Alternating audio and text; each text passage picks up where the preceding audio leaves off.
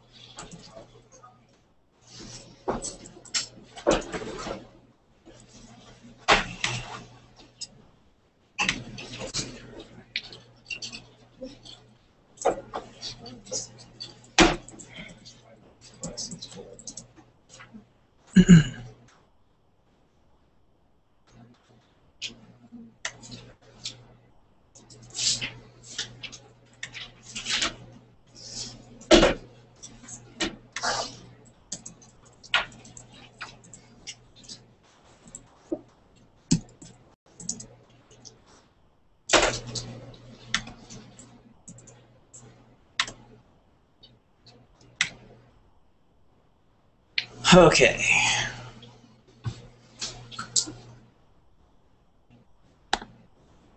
Hey, I'm getting better. It's 6:09 on my laptop, so I'm under 10 minutes. And with the roads and all things considered,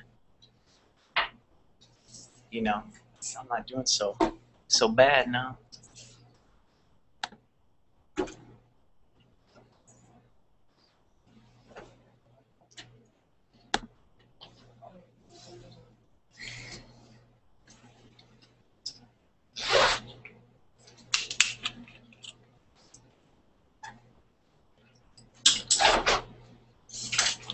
So I'm doing family this week. Family was supposed to be last week, but there are too many students here, so I decided to do family last week. Where is everybody? Oh, good at it. Last week we had what, 12 missing? 2, 4, 6, 7, 8, 9, 10, 11, 12, 13, 14, 15, maybe 16. And last week when I walked in, I walked by the cashier's office and everyone was getting money. And that's what we figured. Maybe it was the money. This year, or this week, what is it? Well, the roads probably. People don't want to risk their life to get to class. It's a cost-benefit analysis. Do you think people just throw it all in? They don't want to be late? I mean, it's a 3-hour class, so you could be an hour late and still get quite a bit of material. Well, and I drove from Port Huron. You think, you know, I'm going to figure this out someday if I actually lose money working here. I think I probably do. Yeah. We'll have to figure that out. I'm not sure. I got a new car, a Saab. I drive here, but I mean, you got to consider that my commute is really only from home because I drive to Port Huron anyways, my job. So you really would count that way. So I don't really lose money. Drive up a Saab. I change the oil every 3 weeks. How much I drive. I think I put $20 in gas in my tank per day. So this is like, and my oil change costs about $80 because of the synthetic. I'm putting it in a shop this week to get a new trunk, but it's free. But it's amazing how much more I spend on my car than myself. Is this true in your case as well? You have car insurance probably, right? You have to, right? It's required by law. But how many of you don't have any health insurance? You don't have any? Do you have some though? I'm under my parents, but I don't pay for it. I don't know how everyone else is, you know. So that's why we have sociological studies, because if we just based our, you know, ideas off our own perceptions, we'd probably be wrong. So I look out and only one person raised their hand is having no insurance. Me personally, I had no insurance from the time I was 17 until 28. So 28? yeah, I got it about 5 years ago. Yeah. But that's kind of good that how Obama had the medical plan, because I have my son under me until 26. Or he Yeah. goes to college. Yeah, now, right? Yeah, Right. you can be on your parents. So he's on mine. So this is actually tied into the subject matter today. How important a family is. You can get medical insurance. And even though I have a family, I don't know if it was weak relationship with my dad, maybe, but I mean, we're still friends, but I didn't have health insurance from 17 to 28. You can deduce your own conclusions. But now, you're on the parents until 26. See, I tell him, you know, I don't know, I just added him this year. I didn't know I could add him, but like I'm paying a little extra. So, I mean, it's cool that I can do it, but I also let him know the fact that I'm doing it because I don't think a lot of people would do it. Like, I don't know if other parents would do it. Like, I have a lot of friends that their kids go to college, and they won't do it. It's just like, it's too much for them. Oh, really? So I always tell my son, you better be happy that you have me, because I'm bending backwards and forwards for my kids. I don't care to do that. And I talk to some parents, and they just don't do that. They just don't do some of the things that I think parents should do. It's an interesting fine line between things that you might be obligated to give your children versus things, as you put it, bend over backwards for.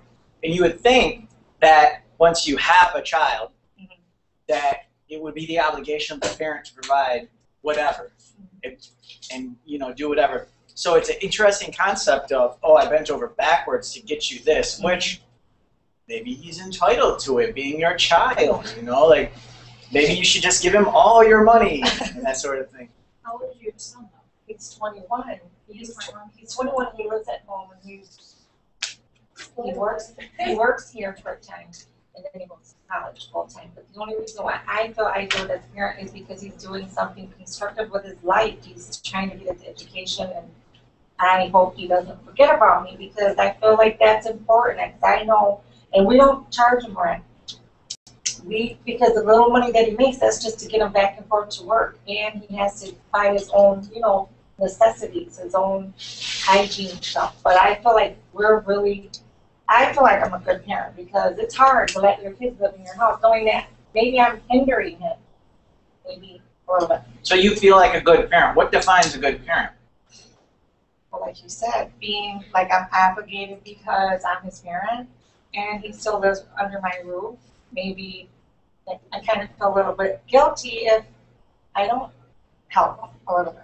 What about my dad, who didn't give me anything? And I was really, it was rigid for a while, but now we're friends. And the outcome of him treating me like he did for 12 years, look what it got me. I know. I'm here, That's so, I mean, come on, right? So Isn't he a good parent? That's what I'm saying. What's that? I think it depends on the kid, because some kids do really well when their parents just kind of, you're on your own.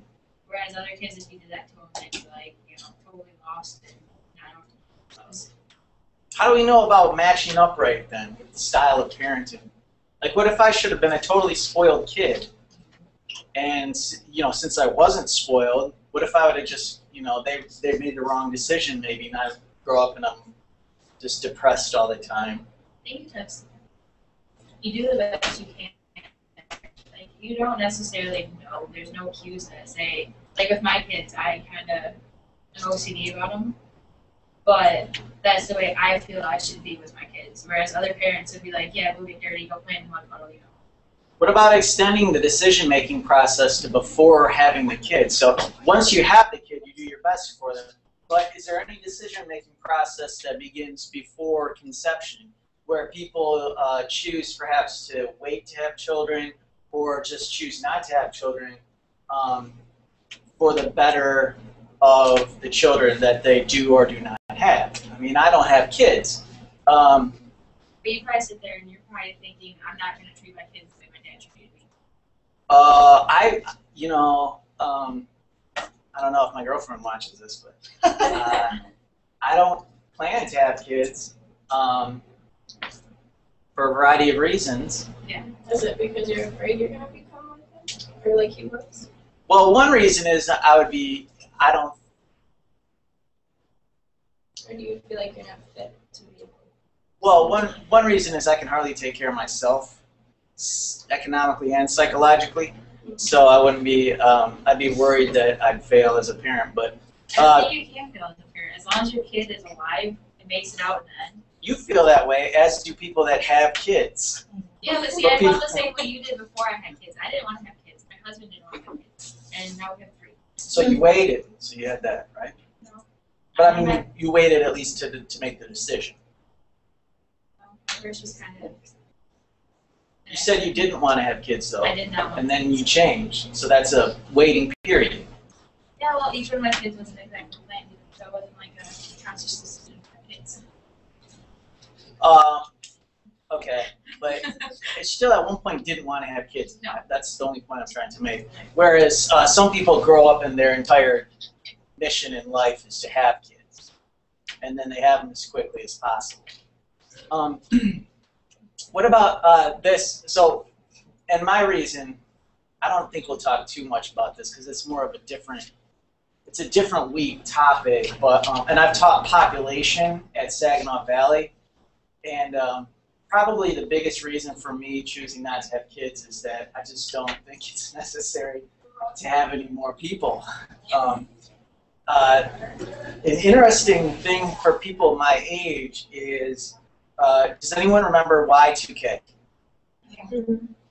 Do you know what that stood for? In In the year 2000, technology would stop, and then. So when I was at Michigan State, a group of us, I didn't name it, but I was aware of it, so I consider myself part of the group. Knew of it or referred to that period as Y6B. Not Y2K, but Y6B. Y6B, the letter Y, the number 6, B, letter B. Do you know why we call it Y6B? 6 billion people. Right around the beginning of the year 2000, the world population was 6 billion people. That was 13 years ago. Do you know what it is now? Yeah, it's over 7 billion.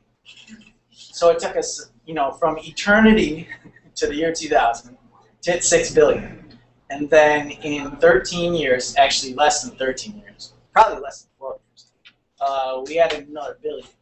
And the increase is exponential. As you know, that's how things work with math. If you have more than one kid, it's increasing, right? And then by generation, it's exponential. I mean, that's the family tree system. It's very easy to see. So that's my main reason, but we don't need to go into that. I have plenty of slides. But one more thing I want to tap on before I get to the slides is back to the medical insurance thing. I am single. I do have a girlfriend, but I'm not married. I'm not in that classification with the government. And I do not have children. I do have medical insurance. So there is a portion of money that comes out of my check each week to pay for medical insurance. And you can even think about welfare medical insurance if you want for this scenario. When making medical insurance rates, they have to consider other families. And families that pay medical insurance for children don't exactly pay how much I pay per individual. So a family of 5, for example, does not pay 5 times what I pay for my medical insurance. So it seems that I'm catching an unfair break, that there is a benefit to having children. We talked about it last week, where one benefit is to claim them as dependents on your taxes, and you get cash from the government for for having kids, just like you get cash for the government, some of you for being here. So what is the incentive for me? I've griped about, I'm getting kind of screwed by the people that have kids. I have to pay for them, for their insurance. I have to pay for, you know, kids, whatever, whoever gets the WIC program, it's coming out of my taxes, you know, wham for me. And I never got medical insurance. So what is the incentive? That's my question. What is the incentive for me not to have children? Is there any incentive to not have children in America, in our culture, in our place right here? Is there any incentive for me not to have children? This is a fair question. What time frame? The selfish reason of time to myself. Like just with the health insurance or in general? Sleep over if you have kids. General incentive says I get to sleep in. Not actually true for me, because I'm the workaholic, so I guess I could. Yeah. I spend more money on the kid than what you get back from the Think so? If I played it right, I could probably make some money. I don't want to say yeah. I don't either. What is it? 2,500, I thought. $2,500 a year? Isn't it? It's That's- $2,500 per kid. Yeah, 25. Yeah, I could have like 5 kids. It's like Yeah, but $12 see, grand a year. If you have 5 kids, then you have to have a minivan. You have to pay for gas in the minivan. You have to pay for diapers. So I would have a minivan too? You have to. I mean, I would have them. Do sports and all You that get stuff. 10,000. I would get a station wagon, Volkswagen station wagon. But I mean, I see her. So I'd have a minivan and 12 grand. I like it. What? Okay. So I'm in. I'm having kids now. Call my girlfriend. I'm happy now. But it seems that way, right? It is pretty. There are a lot of incentives to have children in America, or if you don't believe me when I say that, there are at least a lot of appearances of incentives. If you think the calculations are that it's actually economically worse to have kids, if you did the calculations, it at least appears on the surface a lot of times that there are incentives. I talked last week about the car wash that I worked at and how the guys would come in and say, I'm having another kid. Thank goodness I just got my girlfriend pregnant. That means another Xbox at tax time for me. They would say that literally, like the person who's not here. I always refer to people who are not here. Like she said that students actually go here just for the money. So there are some families that have kids just for the money, and there are some students that come to this college just for the money. But we might say those are outliers, and I would say probably people like me are outliers. So are we even worth studying? But anyways, that's just a preface, and that's not really the subject matter. That's just to get your wheels going and thinking. This is the Family Sociology Week. The slideshow, 20 slides. I use these icons later. You know they're from open clip art. This is, and other images from Wikipedia, which I believe you can use. I don't use any information from Wikipedia, but the images come from there.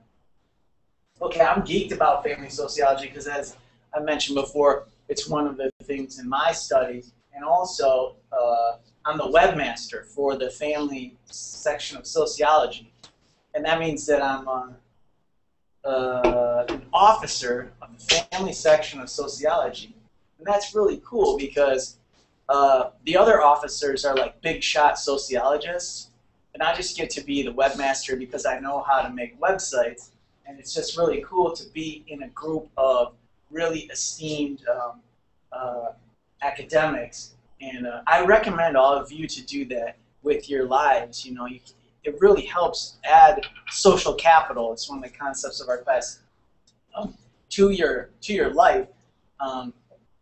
You know, I think I mentioned this before. When I was an intern for no money at the Capitol building in Lansing, I got so much out of it as opposed to if I worked for $6 an hour delivering pizzas to pay my bills. So there was this balance where I would break my back delivering pizzas until 3 a.m. for drunk college kids, and then I would get up in the morning and go to the unpaid internship because I would get the social capital, whereas the financial capital came from the pizzas.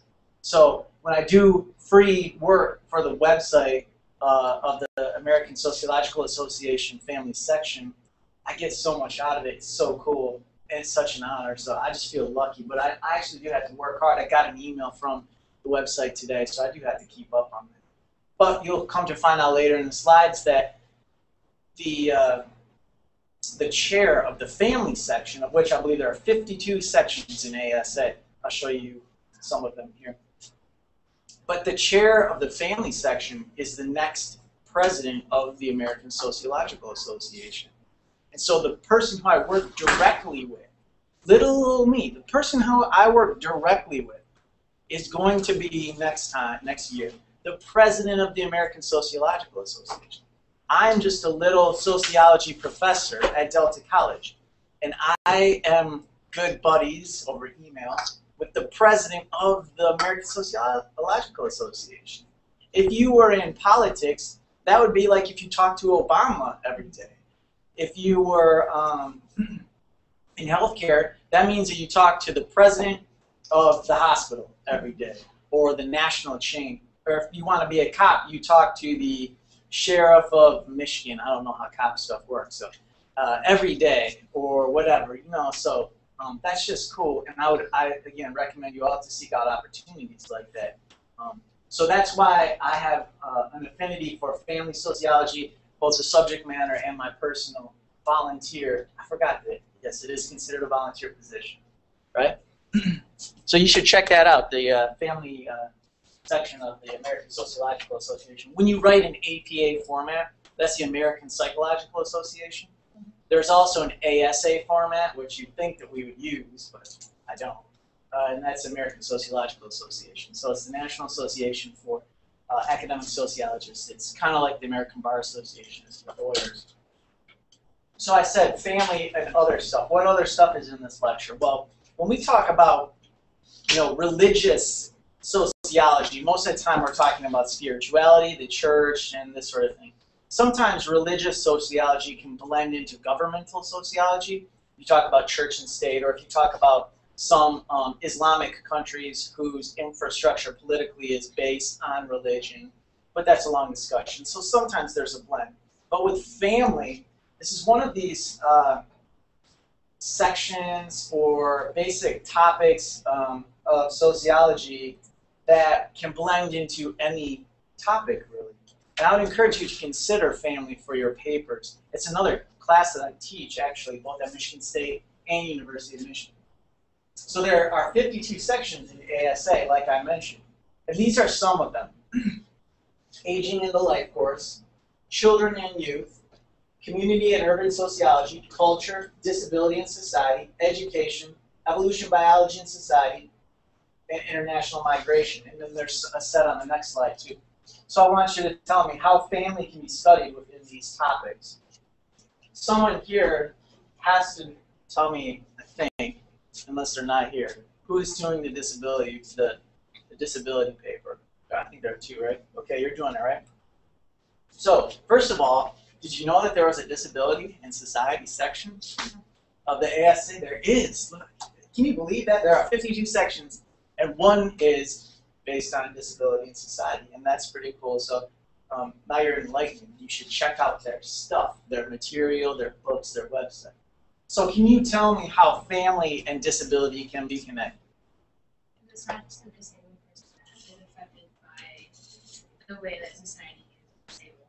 Like me with my son, you know, I'm directly affected by it because, you know, I'm his parent. So there's perceptions and views and stereotypes in this. And also, as we mentioned earlier, health insurance, right? For a wide variety of disabilities, a lot of those kids would need extra health insurance, or at least some health insurance.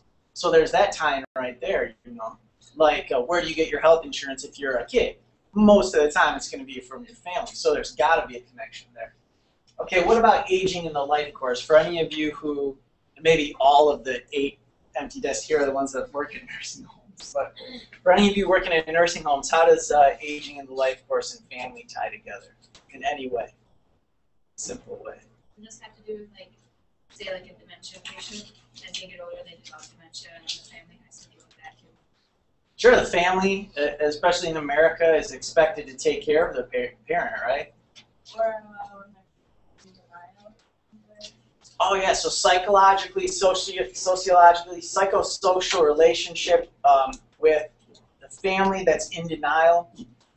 Also comes down to medical ethics, I would think, a lot of times for kids as well, but also for the parent who's aging, and the children have to make medical decisions. Sometimes they're in denial, so they'll say, "Oh, keep giving aggressive treatment," when really they should say, you know, maybe it's time to withdraw the aggressive.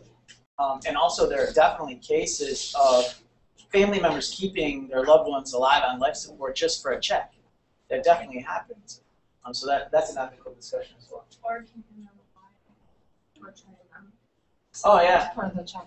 Yeah. It's not necessarily even just like keeping them alive for the check, keeping them at home just so that you get a check too. Instead of, you know, if you're not going to take care of them at home, then, you know, they don't treat them like that.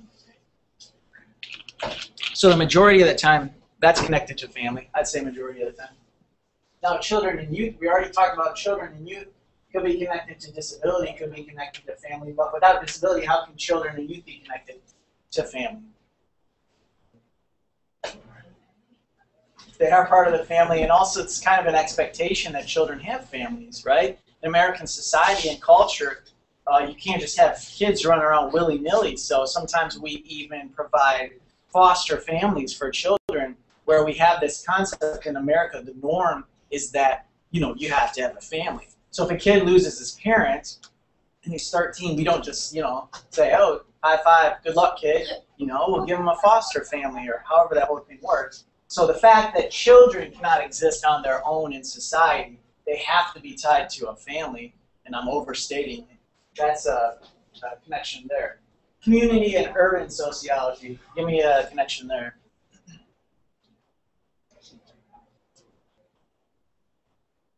Do you know what it means? Do you know what urban is? That's the city.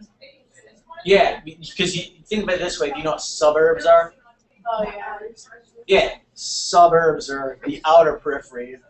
Urban, suburban. So urban is just the inside core. So most of the time it's viewed as the city, because that's typically the core urban area, and then the periphery is suburban.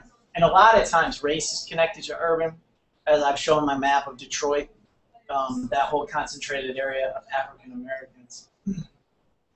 So where families choose to live, perhaps in cities, as I explained and displayed on the map, how communities are formed, we'll talk about this later. Sometimes it's a tight-knit community, sometimes it's not, and a lot of times it's based on the families. If the families are all in suburban, what do they call these things, subdivisions, side by side, and all their kids go to the same school, it could be a tight-knit community. Whereas if you live in old, I don't want to say old folks condos, but like older people area like I do, I don't know my neighbors very well. So the community is different because we are all mostly working professionals. Very few of us, almost none of us have children. So it's a disparate community.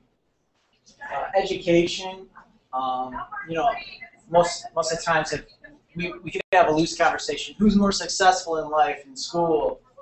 As the kids who have their parents pushing them and supporting them, you know, we can make a hypothesis like that. Evolution biology in society. So how does that connect to family? Literally our DNA, right? That's our evolution in biology. So that can connect to family. And then migration. I've talked about sports migration, and that's migration connected to careers.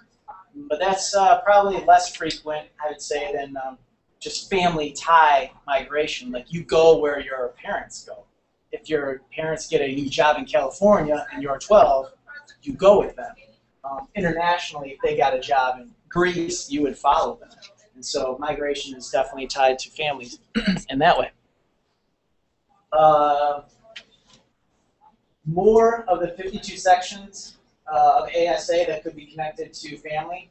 Inequality and poverty, rich families, poor families, and mobility, the ability to move out of the ghetto or not. Labor and labor movements. You know, if your dad worked in the shop, are you more likely or less likely to work in the shop? And labor is really the Democratic Party we know is the Labor Party. So if your parents were Labor Party Democrats, are you more likely to be Labor Party Democrats? Medical sociology, we talked on the disability, we talked on the aging and the life works. There are also medical ethical questions like, okay, we have to operate on your daughter, and either we cut off her leg and she lives, or we leave her leg on and she probably dies. These sort of medical ethical questions are a lot of times based on family decisions, so medical and family. We talked about the biological already. Mental health, you know, if we talked about dementia already, so mental health there. Population, I talked about my own experience with the choice not to have children as it is based on population, and the incentives in America to have kids do increase our population, I would suggest. Religion, a lot of times your parents' religion ends up being your religion through teachings. Sex and gender, I'll touch on a little bit in the later slides about family is so common and normal in America as mother and father. So here, when you have your gender studies about, well, are we ever going to accept, you know, culturally accept homosexuality? Well, we have this whole system based on mother-father. So you talk about sex and gender and sexualities. Also, sex and gender, you know, is kind of taught through the family system. Your dad teaches you to hunt and be tough. Your mom teaches you to cook and use an easy bake oven. These are gender lessons that we learn. Race, gender, and class kind of explains several of these. You know, I like that, of course. And racial and ethnic minorities, and we touched on that a little bit. So you can see out of all of these, which are not all 52, but many of the sections of ASA can be connected to family. And that's why I really gravitated to family. I think it's really important. So I encourage you to use that as sort of just a little piece of your paper. If at all it connects, go that route with family. So since I think it's so important, how much clout does it really have? Well, Annette LaRue, and this is not Annette, right? But it's Michael Burrow. But Annette, that is the chair of the family section. As I said, in line to be the next president of ASA. Early in the semester, we learned from Burrow, who is a past president, and also is a family sociologist. So I kind of think with all these 52 sections, you know, they're going to put in line the next president of the ASA. They tend to lean towards those who have represented the family section. And that's going to be a great president, and she served as a great chair for the family section. So again, it's kind of like if you were electing the president of the United States and you kept electing the president from Michigan, you'd be like, whoa, Michigan is pretty, you know, strong. Well, the ASA keeps getting their presidents, not all the time, but a lot from the family section, which shows kind of the emphasis, I think, that ASA places on family studies. Second slide about clout for the family section. Well, I looked at the ASA blog, and the most recent post from a couple weeks ago is about family.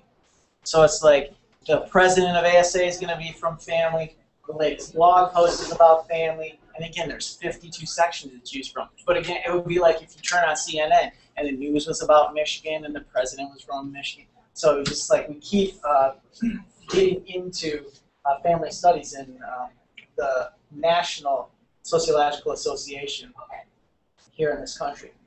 The title of that study was Husbands Who Do More Traditionally Female Housework Have Less Sex. And so you can see that this is straight from the ASA blog. Family studies can also be kind of, I would say, fun, less boring. Like, you know, this is not a math problem necessarily. This is something that is, you know, almost a blend between pop culture and entertainment. It's, of course, scientific, the study is, but the fact that the studies touch on topics like this is just kind of interesting. Like, oh, we're doing real-life, actual studies that are about actual people's real life. You know, it's not abstract, theoretical stuff. So that was interesting. Husbands who do more traditionally female housework, like cooking and cleaning, have less sex. And that would be done by what type of method could you get to this conclusion?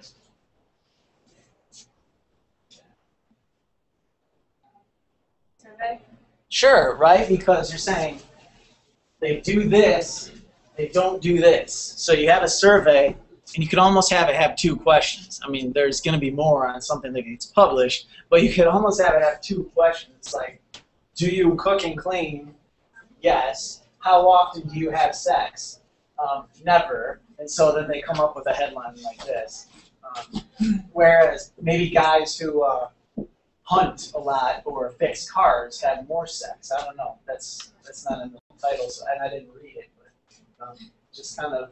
These are real studies. So when I start the semester and I say, like, do whatever you want, whatever interests you, and pick something from your real life. This is an example of from somebody's real life, I'm assuming, and that was the most recent. I think it was published actually in the most recent edition of the American Sociological Review Journal. Okay, remember our social institutions. Here we have religion, education, media, law, and government. So doesn't family have a lot to do with many of those things? And I would suggest that the answer is yes. We have all these social institutions. Family is a social institution. Education is a social institution. Media is a social institution. Law and government, social institution. And religion, social institution. So family has a lot to do with most of those, if not all. So again, that's why family is kind of embedded in all of these other social institutions. Because sometimes you just don't get media and government to go together. Sometimes you could in some of your studies, CNN and MSNBC, but it's kind of hard to say that Teen Mom would have anything to do with government, whereas Teen Mom has a lot to do with family. This is straight from the family section website, which I run, right? It tells you the purpose of the family section. This is Intro to Sociology, and so it would be apropos to explain to you the purpose of the section on family in the American Sociological Association. And what the section is trying to do is find implications through analysis that can help public policy and politics. So if we find that, a sociologist says, hey, there's way too many incentives to have kids in America, so we need to disincentivize having kids. Instead of $2,500 for having a kid, we're having too many kids. Maybe we should give people $500. They have less kids. Or, hey, I think people are spending their kid tax money too much on Xbox and on diapers. So instead of cash money as tax rebates or whatever, we'll give vouchers that $2,500 has to be insured to be used on diapers, and that they can't cash that check and go use it on an Xbox. So we could do a study that says people are buying Xboxes with their children's tax money, and we could try to influence public policy and politics so that better social outcomes come from our studies. Okay, the studies are about family structures and practices. A practice of, for example, on the previous slide, housework and sex. Structures being, homosexual marriage or heterosexual marriage, or aunts and uncles as caregivers, or family members as caregivers for the elderly. That would be family structures. Differences between the structures, maybe we find that African American family structures include multi-generations, and so we should perhaps support that more than we do. Whereas Caucasian families maybe tend to be more mother-father. So if there's any inequality, maybe we can fix those things. Inequalities or anything based on race, class, gender, economy, culture, and law, we can get these, see trends, we can analyze them, and then we can help influence public policy. Both ways, families shape those things, and those things are shaped by families. So, I want to go around the room, and I want you to tell me what your project's about, and then we can try to determine if it relates to family or not, and why or why not. So by this time, you've done 3 assignments. You should have a pretty good footing, pretty good grasp of what your subject, your final paper topic is about. 3 assignments, your topic. So let's just go around the room. Tell me your topic, and then we can try to figure out if it can be related to family at all. So what's your final paper topic? My final paper is going to be about marital instability. So marital instability, that's pretty family-based. Are you throwing any other type of social institution into that marital instability or stability? I know I read somebody who is saying, are those who are more likely to be religious going to stay in the marriage, even if there's infidelity or not? So someone in here had thrown religion into the mix. Did you plan to throw? I'm not sure. No, I was going to plan on putting, because that's how I was kind of brought up. But I think she was going to do it too. And finances too. So like, is the marriage more stable if there's finances or not? Yeah, I was going to put finances and for stability reasons, like mine just was going to be basically about marital instability, about financial, like Family structure too. yeah. Are marriages more likely to be stable if there are kids present versus non-present? So you can throw any or all of those or none of them. So when I do that, you want me to like each paragraph, like explain in each. In the final project, we'll talk. That's funny. What about you? I'd like to just switch it. But the one that I was thinking about doing was it had to do with gender targeting and like how products are usually aimed towards a certain gender. Oh yeah, for sure. And that there's so many things that become connected with family on that. Like I'm thinking about, you know what soap operas are, right? Yes. You know why they're named, right? Does anyone know? Because of like housewives or something. Yeah, because they were specifically established for women who were home during the day, like literally to sell soap. Like that's what it was for. It's like, here's Dawn dish soap. Now watch this show. And here's some other Tide laundry detergent. And here's another show. That's why they're called soap operas. Just to sell soap to housewives. Like, that's why they were made. So yeah, gender targeted stuff can totally be based on family issues. So yeah. What's yours? Teen parents growing up in poverty. Teen parents in poverty. That's all family, right? And it also ties in poverty, which is another section of ASA, an institution. Cool. What's your Sports sports and what? Body image or self-image or? grades. Oh, grades. Okay, so academics, sports. And so if there's parental involvement, maybe they're more likely to play sports or more likely to be successful in school or not. You know, it could go either way. That's a possibility. Are you going to plan to include any family in yours? I mean, you don't have to. You definitely don't have to. This is not family class. It's just family week. That's the thing. What are you doing? The effects on of baby, like how people react to it. So I think you'd probably tie family in there if you were going to do something about like dating and attraction and what's beauty. Do you see this person as a potential mate or not? You know, that would be family-based study. What are you going to do? I kind of recently changed mine. I don't really know if it's appropriate, but I found it interesting. My original one was like shame or no shame, and it was supposed to be on criminals, but like I'm not interested in that. So I kind of changed it to like shame, no shame of strippers. Oh yeah. Because it like relates to family a lot, and I know some people do it and how it affects them, and like what kind of people they end up with. So. Oh yeah, that's totally gender-based. Yeah, so definitely that'd be a good one. I pass the Google every day. So. You pass by it, right? Yeah, like I think about it because like right above it is a Northwood sign for college, and I feel like that's like a really big sign, you know, saying like go to school, do something, you know what I mean? Yeah, Northwood's across the street. So yeah, so I mean I thought that was something to think about.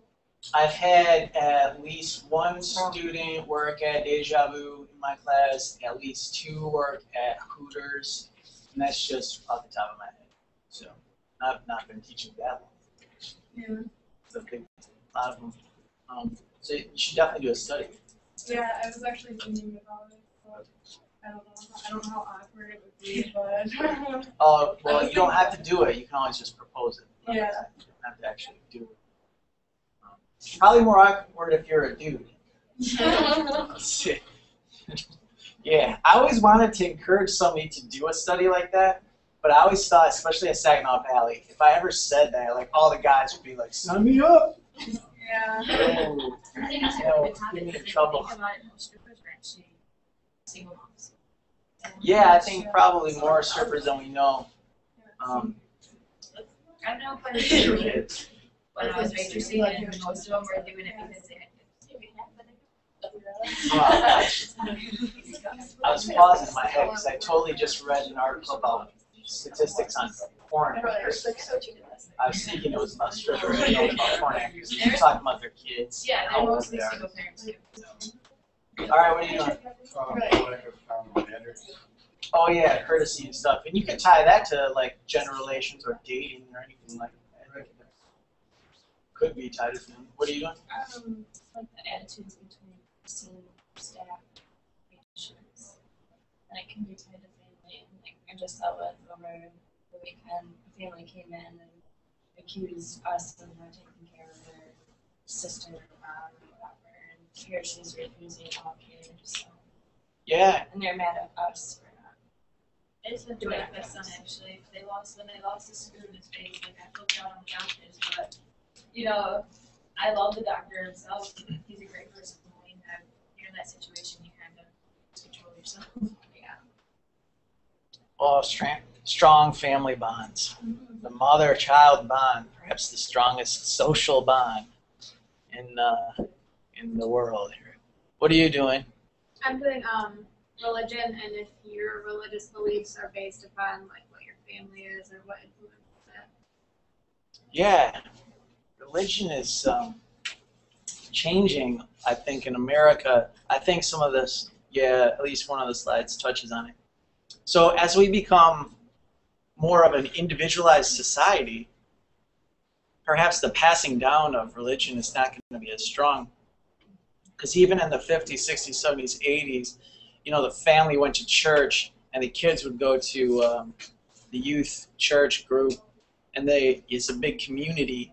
Well, as we get our cell phones and we're all in our little silos of individualism, maybe the social need, I should say, for a church gathering congregation is not as strong as it once was. So perhaps religion is going to be less of the passing down and more of the individual choice, because we're making individual choices on other things, maybe. Maybe we will then be making individual choices on religion. Who knows? You have to test it. That's why you have to do the study. Boys growing up without fathers, and what? Success outcomes? Struggles? Any particular thing? Because she's doing academics. Crime, okay. Any particular crime? Because you could really whittle it down and say like gender-based crime, like rape, if they didn't have father or something like that, to express their masculinity or something. Sure, yeah. And the father thing, that's definitely family. And what are you doing? Internet usage and how the like dummy, you know, like certain like college students. I don't know how to word it. Like, you know, it's like Google or like certain searches like make them dumber. Just like it's like a shortcut running. Yeah, I remember yours now. Yeah. Instead of like finding this simple answer, just take it in instead of like another person. You know, real conceptually, philosophically, that ties into the religion one. You know, some people, philosophy is that in some religion, that religion is this quest for discovery of explanation of how the world works. And we, you know, especially in caveman days, we have no idea how the world works. So we look up, we see a sun, then we see rain, and it makes flowers grow. And then we make some sort of rationalization of how this all occurs. And now with the information at our fingertips, it's like, well, how does a kid have a tendency to get liver cancer, and it's in the genome or something like that, and we just find that on a Google search. We don't have to seek out religion as sort of the answer to how the world works. So that might also be a reason why religion could be on the decline, you know. And these are not, and that is if it is or not, and these are not like judgments about religion. What we're trying to do is find causation and correlation of outcomes. Like if religion is on the decline, we got to figure out why. You know, is it because just randomly? No, of course it's not. Maybe it's because people are finding their answers on the internet instead of looking to the sky, or maybe it's because people have less community involvement in their churches. You know?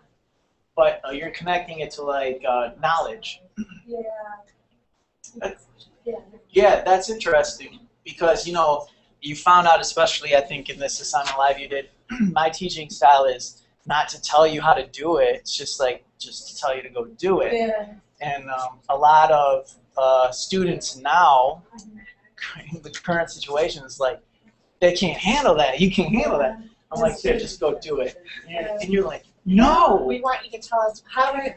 Because of this, because you want to click Google and it's just like, I want the answer. Gerber, tell me one answer. Right now, in the next 30 seconds, tell me how to do it. They don't know how to do it. Tell me how to do it. That's opposite problem.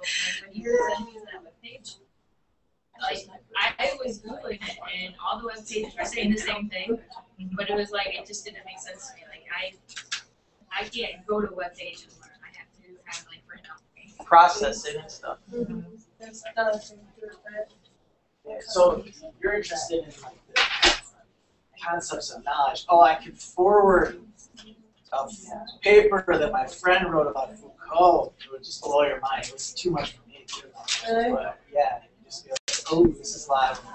It's about the archaeology of knowledge. It's just, I don't know. I don't want to freak you out though. No, it just sounds interesting. It is, but it's mind-blowing.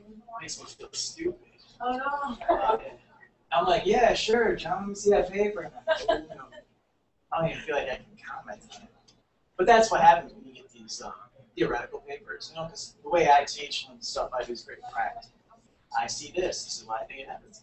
These are like that sort of philosophical, theoretical. Okay, what's yours? Like how like children are dependent on like technology. So the sort of idea that people don't know how to read a map anymore because they have GPS. They don't know how to do anything without their phone. What do you want to find out about that? So becoming robots? Mm-hmm. Reliant? Becoming reliant? Yeah. So like what other types of things did we become for just American society? What types of things did we become reliant upon in America? Like your cell phone. But before that, there's one thing that is at the top of my list right now. What are Americans reliant upon? What's that? Who said that? Yeah, a car. So, you're thinking in the future, so I asked you, well, why are you doing that study? So what? We all have cell phones. Who cares? We're on our cell phones. Everything's fine. Doesn't affect our daily lives. We can have a cell phone, we can't. But then I was like, well, what other types of things can we become reliant on if we do become reliant on cell phones? Cars. And now think about what would it be like not to have cars? How do we all get here? Why are half the class missing? Because they can't drive in the weather or whatever. Cars, I drive 2 hours. I cannot have my jobs, either one of them, without a car. So we become reliant on cars so much so that our entire life is based around cars, isn't that? Yeah. That's it. Nobody rode a horse here, right? Like, am I wrong? Like our entire life is based upon cars. You could write total studies about how people in the inner city are stuck because they don't have a car, so they can't have access to certain jobs, and there's no upward mobility because they don't have cars. Because our entire system is built around cars. So then I go back to your thing. I'm like, well, that cell phone study didn't sound so important at the beginning, that, oh, we're just all reliant on Angry Birds and playing it. Well, if we really become reliant on cell phones, to the extent that we're relying on cars, it's going to change our entire whole thing. I think it will be totally different. Because think about it, us without cars, us with cars, is totally different. And right now, we just kind of think of cell phone, cell phone. It's not that big. If we become that reliant, it could have major repercussions. Our entire country. It changed everything, like, even down to the way we speak. Like, it's already getting to that point where you're talking to somebody and they're like, OMG. And you're like, what? You know? Yeah, because we're we're like, so used to texting each other instead of talking to each other. and we sort of make fun of it like, oh yeah, somebody can say OMG, but I really know what that means. But like in 1910, be like, oh yeah, they're driving a car, but 18 of the rest of us will ride our horses to the Delta. But like now, we're completely relying on it. So like you say, the OMG thing, right now we make fun of it, sort of like, why do they use emoticons? Why do they use emojis? 50 years from now, we might be looking back at this going, remember when Gerät said cell phones would totally change our lives, and we're not even using letters anymore? Like, it could get to that point. Cars is the case in point. Like, that could actually happen. And I always, I stand on my soapbox and preach about sociology, how it's so important. And everyone's like, no, it's not. It's not that. Like, no, 50 years from now, we could literally be talking in emojis, and then just remember this conversation. Right. And we already talked about yours, so I didn't skip you. Okay. Okay, so talk about books.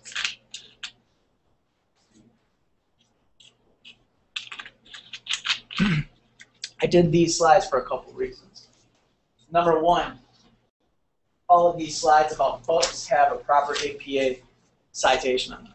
So for those of you who had trouble with APA on your essay 3 or assignment 3, or you have no idea what APA is, and I say go to Sun Citation Maker, use Zotero, go to the library, go to the Purdue APA, I will say, this is what it looks like. So it's not very complicated. Last name, comma, space, first initial, period, space, parentheses, year, parentheses, period, space. Title, although this A should be lowercase. Colon, capital S, then this should be lowercase, and the rest should be lowercase. I guess that's right. No period there, parentheses, second edition, period, parentheses, period, space. Publisher, period. So is that a journal or a book? Right, it's a book. A journal, I mean, it's obvious, right? But a journal would have volume, in parentheses, edition, and then page numbers. But a book doesn't. Okay, so Annette Leroux, 13 years ago, wrote this book, Home Advantage, Social Class and Parental Intervention in Elementary Education. So if anyone's doing elementary age children or education, if you're doing sports and education at elementary level, you can look at this book. It's an ethnography. What's an ethnography? What? Field notes? Yeah, you have to take field notes because you observe people. Yeah. All I heard was that. What's ethnography? It's participant observation Oh, yeah. where you take field notes. Yeah. So yeah.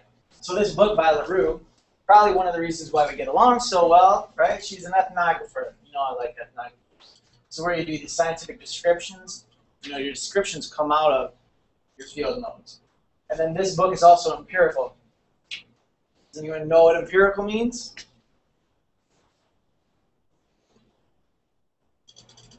It's based on observation or experience rather than pure logic.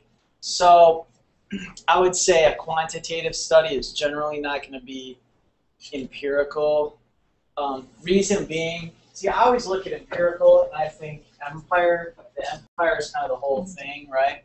So when you observe something, you kind of try to observe everything and you try to absorb and experience everything. Whereas like a quantitative statistical experiment is going to be like, let's get 50 men and 20 of them do this and 30 of them do this. So it's not really empirical, it's just one set of numbers. An observation experience is more empirical. Empirical ethnography, descriptive of that subject matter. Not too hard to figure out what she's talking about. How you have advantages between social classes. What are our three basic social classes? Super easy question. It's not a trick question. What are our social classes? 3 simple social classes. Upper class, middle class, lower class. Yeah. So if you're upper class, would you have more advantage in your homes for a better education? If you're middle class, what type of advantages would you have for elementary education? If you're lower class, what type of parental intervention would you have in your elementary education? So that's that book. If you have any interest in it, I can even give you a next email. You can email her. Future president of ASA. And I'm serious too, if you want. You should get a kick out of it, I'm sure. The past president of the section on family, what do you know? His book, Paul Amato. It's also a really cool dude. I can't wait to have drinks with all these people eventually. Maybe this fall. But they seem so cool over email, and I'm like, I'm talking to the president. But Paul Amato, and then all the rest of these people who I've never heard of. But this book, Alone Together, How Marriage in America is Changing. The same thing could be said about religion. And remember, I emphasize this individuality. Alone together. What does that mean to you to think of that? Alone together. What does that mean?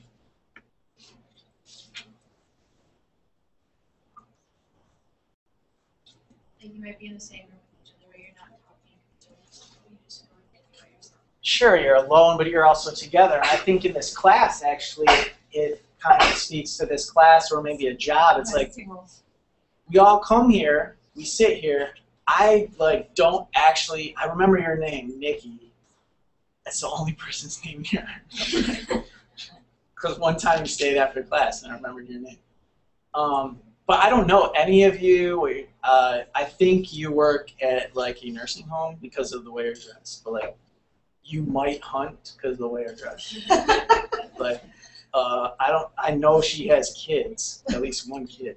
But I don't know anything else about you. So we all come here, and we're all kind of in our own silos, and we're all kind of alone. We didn't bring our families in. We didn't bring our friends in. We're just alone, but we're together, okay, as a group. So it's this weird concept of being alone and together at the same time. And now Paul Amato says that American marriage is changing because we have different social interactions. And I think that he uses a lot of Putnam's theories, and Putnam wrote Bowling Alone. If we have any readers in here, I don't like to read, but if you guys like to read, you would like a lot of these books. And Bowling Alone is a good book. What it talks about mostly is some of the concepts that I was talking to her about religion. Think of this, Bowling Alone. It literally it's about bowling alone. So remember, I'm not trying to get too deep into this, but back in the day, maybe the 60s, 70s, 80s, bowling leagues were really big. But now, they're not as popular, and people actually go and they just bowl alone now. Where in the 80s, like bowling, you don't just go bowl alone. Just like, a lot of people don't go golf alone. But now I actually do go golf alone. Because it was like a social event. So bowling was only fun because you went with 20 of your friends and got drunk. And now people just go bowl alone, just to bowl. Same thing with golf. Like, I'll just go golf alone now. And in the 80s, like, that was just not something that happened. You go, you take an entire day off, you go with 8 of your friends, and you go get drunk and you play golf. The same thing is true with my golf outing that I had in the summer. Golf outings for fundraisers used to be huge because people go and they party and they stay at the golf club all day, they drink, they party, whatever, they drive home. Well, drunk driving ramped up, and now people are living more isolated, individualized lives. And now when my golf outing in the summer is over, we're done with dinner and everybody just goes home. It's just a totally different thing than was happening in the 80s. So this book, it's a good book, easy read. Bowling Alone is simply about how bowling leagues, for example, don't exist, aren't as prevalent as they once were. And the same thing can be said kind of with churches. Like churches used to be real big, tons of people. If you go downtown, Saginaw or Lansing, like you go downtown Flint, or you go downtown Detroit, you ever see these big churches? These huge stone churches that are just like huge churches, right? Like they used to build those downtown. Like that used to be the thing. You go, there's this city, Lansing, and then like here's this humongous church that they built in like 1910. You know, nobody's building a huge stone church downtown anymore. Like nobody even goes downtown. And they're not going to put a church downtown. It's just a totally different place now. So I was saying with bowling lanes, like when's the last time you saw a bowling alley be built?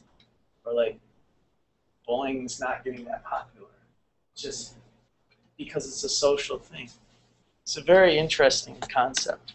But a mono ties to marriage. Okay, Setterson's book. Not quite adults, why 20-somethings are choosing a slower path to adulthood. So this is based on a lot of the 20-somethings. This was written very recently. So 20-somethings, a lot of you are 20-somethings, are looked at as very lazy and not willing to work hard and couch potatoes, playing video games and whatever. Now, Setterson might argue that 20-somethings are choosing a slower path to adulthood. Whereas in the 50s, right, you had to graduate high school and then you had to get a job. Like you were working you were like either a soldier or an auto mechanic, like by the time you're 17 or 18 in the 50s, right? That's just the social norm. But now, 20-somethings are living, say your son was 21? Do you still live with you? Right? So that's this book, right? That did not really happen in the 50s, but now it happens a lot. And so they kind of say like, well, what's going on? We have to figure this out. Why? Or is it a good thing or not? Because it's happening, it's a phenomenon. Now we have to look at it and be like, well, why? Or is this a good thing? We have to study this. Yeah. So that is an interesting one. I have not looked into that. Okay, Moore. I don't know what the first name would be. I'm not familiar with this person. Oh, yeah. I don't know the first name, but I know I can visually see this person actually right now. It's an African-American young woman, young maybe middle age, I don't know. She is a black woman. And so she's talking about gay identities, relationships, and motherhood among black women. So here you have a lot of categories for this person. Being a woman, minority black, minority, then being a mother, and also gay. So what type of identity does this family have? When someone says family, instantly, you know, to my mind, even as a sociologist, I see a white mother, father, 2 white kids, and a dog or something. When somebody says family, I don't instantly think gay, black, mother. This is just a family. Gay, black, mother.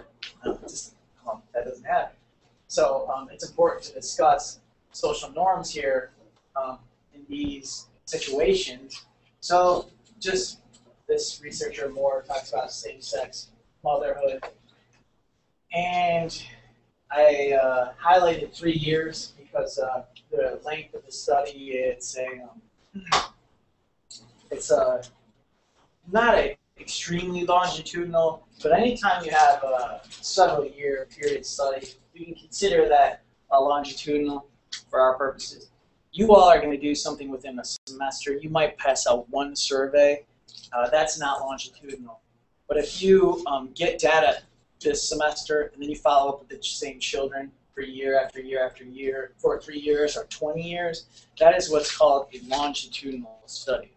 So keep that in mind because for this class, you don't actually have to do the study. You can propose whatever study you want.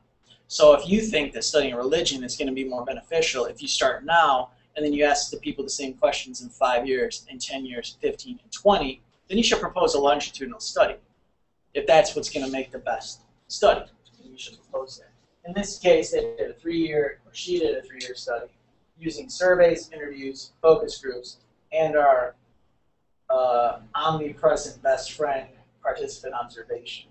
And then the sample here, sample is important for you to know as a vocabulary term. More than 100 women. So the sample is more than 100 women. The methods were survey, interview, focus group, and participant observations. The study duration was a 3-year longitudinal study and discussing same-sex motherhood as the phenomenon. Okay, Gary. I like this concept, and I had not thought to put it in the slides until I was going through the books.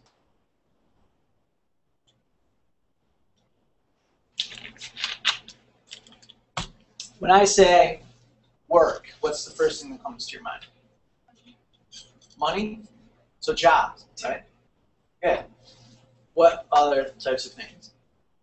Mine's logistics, they were all Is what?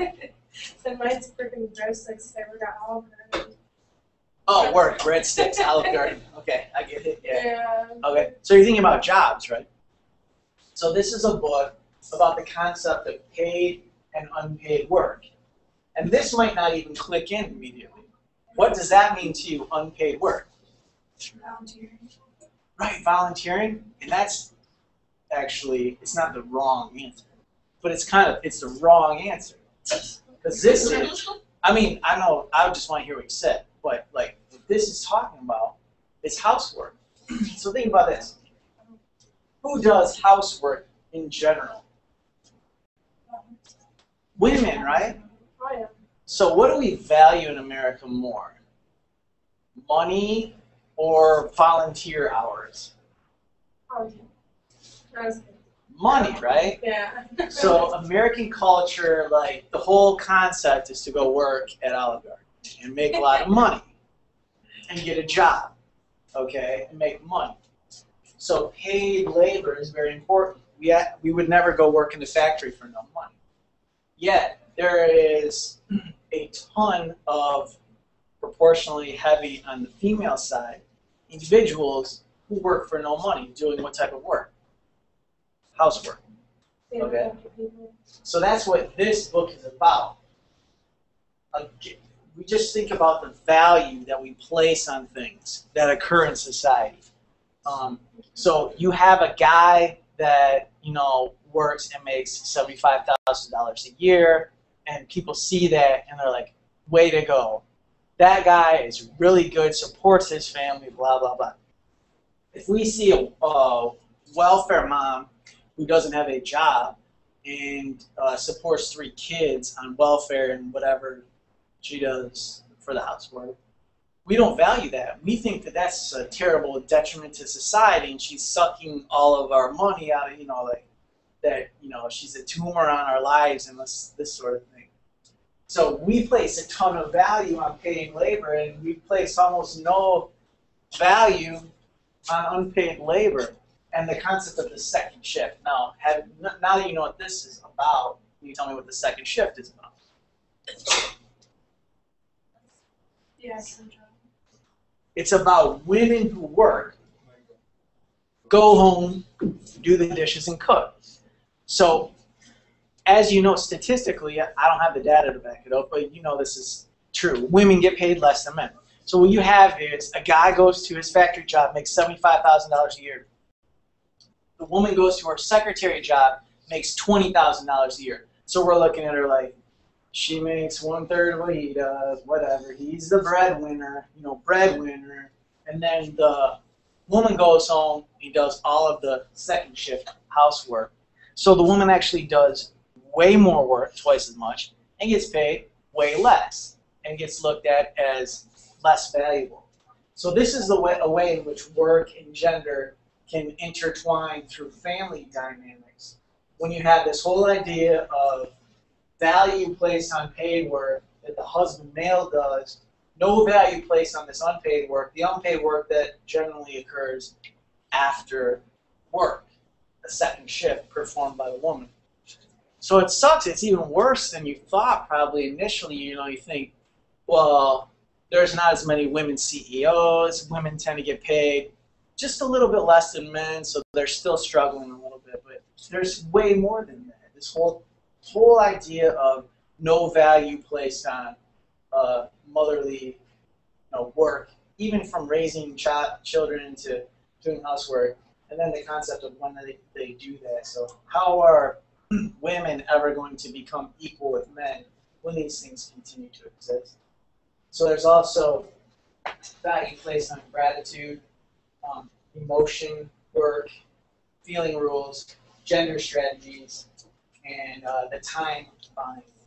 Because a guy, he has a lot of time, maybe, because he can work 9 to 5 and make more money than the woman, so there's less time available for the woman who's playing the role of mother, second shift worker, and daytime worker. So I think this is the last book I mentioned. It's LaRoe, talking about unequal childhoods, class, race, and family life. This is where I think we can really see a good hypothesis to test chronology, and we already touched on it earlier, where we can all have these perceptions and assumptions about how the world works and how insurance for children is fair or unfair, how welfare mothers are good or bad, or devalued or not, how religion's declining or is not. They're all just assumptions. They're all just hypotheses. So when you read this title again, Unequal Childhoods, Class, Race, and Family Life, we can have these assumptions that lower class, black kids with no fathers are going to have,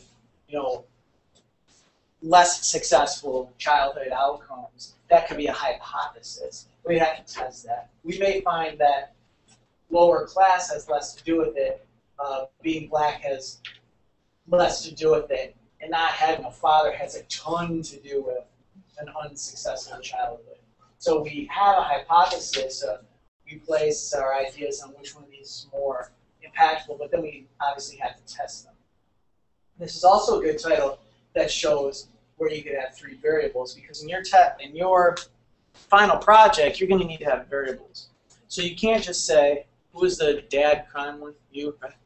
So you can't just have this this hypothesis that is, if a child does not have a dad, he's more likely to commit crime.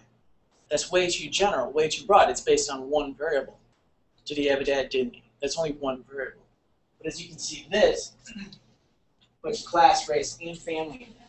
So you could throw, I'm not telling you what to do, but any one of these categories, if you choose race, you could say,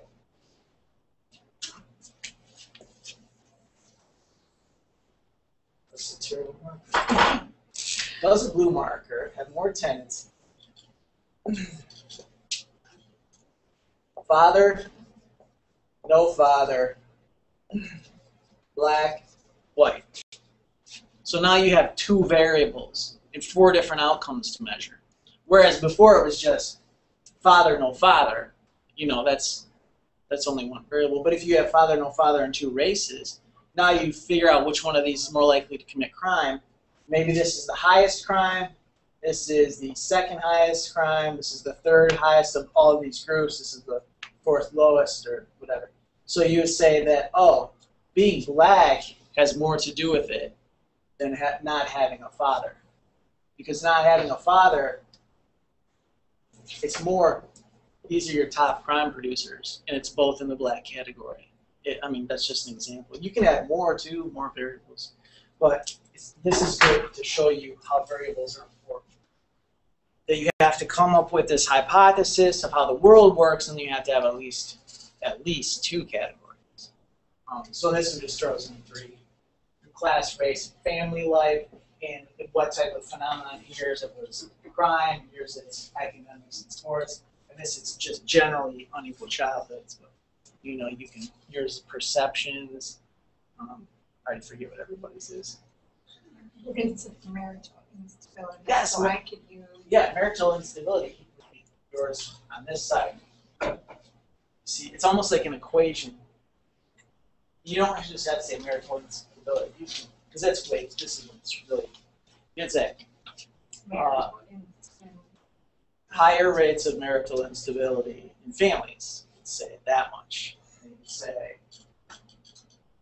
either in Hispanics, can I use? Oh yeah, sure. Can I Yes. use a certain Yeah. race Oh, and yeah. stick with that, or do you want me to use Um. a contrast of Hispanics versus white Americans? It's up to you. If you choose Hispanics, you're going to need to throw another category in your simple Hispanics group. Upper middle, and lower class Hispanics. Yeah, that's what I was thinking, because I read a couple. You can totally Right. you can totally keep it Hispanic as long as you divide it. And so like with her, she can totally keep it father, no father, as long as she just throws another divider. That's what I did want to ask you about that too. You I could did even read have something. this class, you just have to throw another divider in there. Income, age, gender. Gender would be like impossible in this class. Because you're going to be an outlier. Because you can't do attendance because like what, 50% of males never come to class. It's not possible. Or 1/3 of males drop out of class. So you can't use males for this class. Okay, so remember, you can always think something is the case, you can always assume and hypothesize it, but until you actually scientifically study it, nobody cares. Nobody cares. So let's recap the books. LaRue had Home Advantage, Social Class, Parental Intervention, and Elementary Education. Elementary education level kind of being the outcome. Home Advantage based on social class and little or high levels or low levels of intervention from parents being the variables there. Amato talked about individualism, the phenomenon, and how it affects marriage. It's the outcome, successful or unsuccessful marriage, divorce, these being outcomes. Setterson and Ray talking about the younger generation. That's the sample group, young generation. And then saying outcomes, are they lazy or are they just slow to marry? Thoreau's other study, unequal childhoods, just talking about what she's looking at. Unpaid housework in the second shift with Hochschild, who's actually a different author, but talking about Hochschild's theories. And then Moore talked about gay black moms. So there are your three variables there. You talk about Hispanic, upper, lower, middle class. She's talking about black, gay moms. She's like triple down.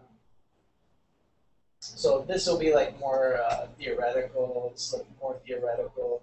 And this one's going to be totally based on variables and outcomes, as would that be? As would that would that'd probably be too. Okay, so hopefully I convinced you that family is the best section of ASA. I could have sold it better with pizza or something. I can never make it here on time to give you the pizza, but one of these days you're all gonna get lucky one of these days.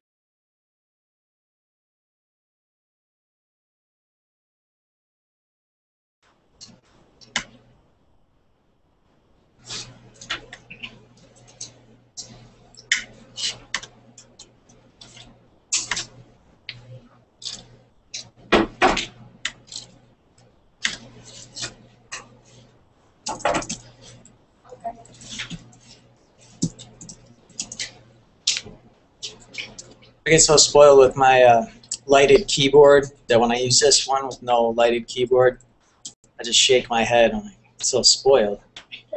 Once you use the lighted keyboard and you don't have it, it's like.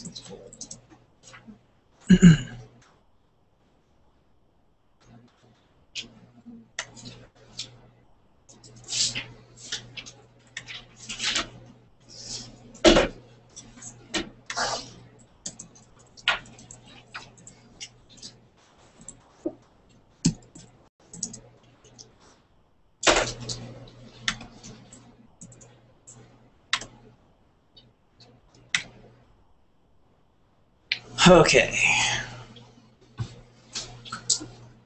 Works here part-time, and then he goes to college full-time. But the only reason why I feel I do it as a parent is because he's doing something constructive with his life. He's trying to get into education, and I hope he doesn't forget about me because I feel like that's important. Because I know, and we don't charge him rent. Because the little money that he makes, that's just to get him back and forth to work. And he has to buy his own, necessities, his own hygiene stuff. But I feel like I feel like I'm a good parent because it's hard to let your kids live in your house knowing that maybe I'm hindering him. Maybe a little bit. So you feel like a good parent. What defines a good parent? Well, like you said, being like I'm obligated because I'm his parent and he still lives under my roof. Maybe like, I kind of feel a little bit guilty if I don't help him a little bit. What about my dad who didn't give me anything? And I was really, it was rigid for a while, but now we're friends. Yeah. And the outcome of him treating me like he did for 12 years, look what it got me. I know. I'm here, That's so, I mean, come on, right? That's Isn't what he a I'm good saying. parent? That's what I'm saying. What's that? I think it depends on the kid because some kids do really well when their parents just kind of, you're on your own. Whereas other kids, if you did that to them, they'd be like, totally lost and I don't know. So. How do we know about matching up right then with the style of parenting? Like, what if I should have been a totally spoiled kid? And, since I wasn't spoiled, what if I would have just, they made the wrong decision maybe, and I grow up and I'm just depressed all the time? I think that's, you do the best you can. Like, you don't necessarily know. There's no cues that say, like with my kids, I kind of am OCD about them. But that's the way I feel. This is actually tied into the subject matter today. How important a family is. You can get medical insurance. And even though I have a family, I don't know if it was weak relationship with my dad, maybe, but we're still friends. But I didn't have health insurance from 17 to 28. Can deduce your own conclusions. But now, you're on the parents until 26. See, I tell him, I don't know. I just added him this year. I didn't know I could add him, but like I'm paying a little extra. So, it's cool that I can do it, but I also let him know the fact that I'm doing it because I don't think a lot of people would do it. Like I don't know if other parents would do it. Like I have a lot of friends that their kids go to college and they won't do it. It's just like it's too much for them. Oh, really? So I always tell my son, you better be happy that you have me because I'm bending backwards and forwards for my kids. I don't care to do that. And I talk to some parents and they just don't do that. They just don't do some of the things that I think parents should do. It's an interesting fine line between things that you might be obligated to give your children versus things, as you put it, bend over backwards for. And you would think that once you have a child, that it would be the obligation of the parent to provide whatever and do whatever. So it's an interesting concept of, I bent over backwards to get you this, which maybe he's entitled to it, being your child, like maybe you should just give him all your money and that sort of thing. How old is your son though? He's 21. He's 21. He's 21. He lives at home and he works. Hey, I'm getting better. It's 6:09 on my laptop, so I'm under 10 minutes. And with the roads and all things considered, I'm not doing so bad now.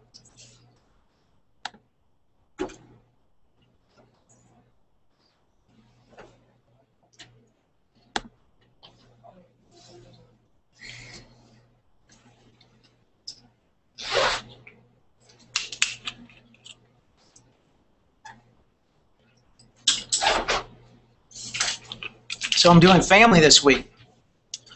Family was supposed to be last week. But there are too many students here, so I decided to do family last week. Where is everybody? I'm good at it. Last week we had, 12 missing? 2, 4, 6, 7, 8, 9, 10, 11, 12, 13, 14, 15, maybe 16. And last week when I walked in, I walked by the cashier's office and everyone was getting money. And that's what we figured. Maybe it was the money. This year, or this week, what is it? The roads probably. People don't want to risk their life to get to class. It's a cost-benefit analysis. Do you think people just throw it all in? They don't want to be late? I mean, it's a 3-hour class, so you could be an hour late and still get quite a bit of material. Well, and I drove from Port Huron. You think, you know, I'm going to figure this out someday if I actually lose money working here. I think I probably do. Yeah. We'll have to figure that out. I'm not sure. I got a new car, a Passat. I drive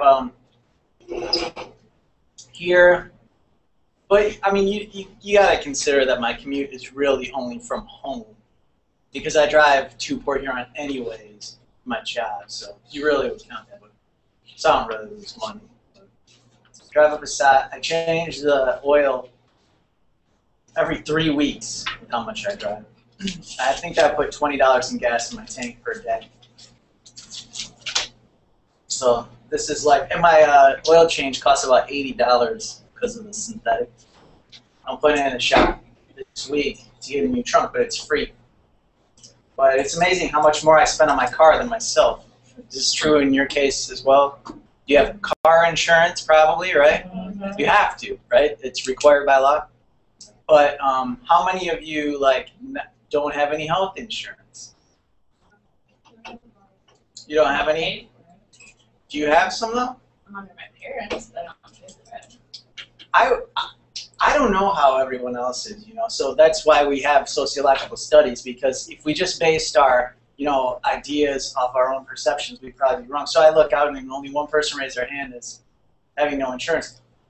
Me personally, I had no insurance from the time I was 17 until 28.